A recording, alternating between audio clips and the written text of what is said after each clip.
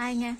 Embroidering போடும்போது என்னதான் பார்த்து செஞ்சாலும் இந்த மாதிரி சின்னதாக வந்து கிளாத் டேமேஜ் ஆகிறத நம்மளால் அவாய்ட் பண்ண முடியாது. ஆனால் இந்த மாதிரி வராத அளவுக்கு நம்ம ஒர்க் பண்ணணும். அதான் ப்ரொஃபஷ்னல்னு சொல்லுவாங்க. நமக்கு அந்த மாதிரி வரல, பை சான்ஸ் ஆயிடுச்சு அப்படின்னா பயப்படாதீங்க. இது ஈஸியாக வந்து ரெடி பண்ணலாம். இந்த மாதிரி பழைய மிஷின் ஊசி இருக்கும் இல்லைங்களா, யூஸ் பண்ணாமல் வச்சுருப்போம், இல்லை புதுசு வேணாலும் எடுத்துக்கோங்க. மிஷின் ஊசி எடுத்துக்கிட்டு இந்த இடத்துல இங்கே ஒயிட் லைன் வருது பார்த்தீங்களா, இது வந்து கிளாத்து, இந்த துணி வந்து நூல் அதிகமாக சேர்ந்த இடம். அதை இப்படி மெல்லமாக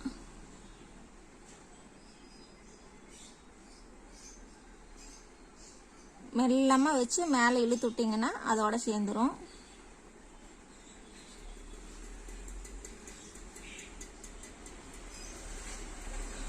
இந்த அளவுக்கு வெளிப்படையாக தெரிகிற மாதிரி இல்லாமல் ஓரளவுக்கு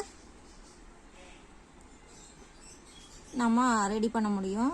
இருங்க, செஞ்சு காமிக்கிறேன். தெரியுதுங்களா?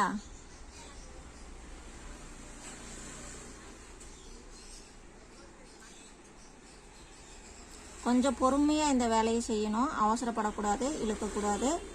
அப்போ தான் வந்து இந்த ஒர்க்கை வந்து இந்த மாதிரி டேமேஜ் ஆனதே தெரியாத மாதிரி நகர்த்த முடியும். அவசரப்படாமல் பண்ணுங்க. தெரியுதுங்களா? அப்படியே இருந்தது எப்படி இருந்துச்சு, இப்போ எப்படி இருக்கு?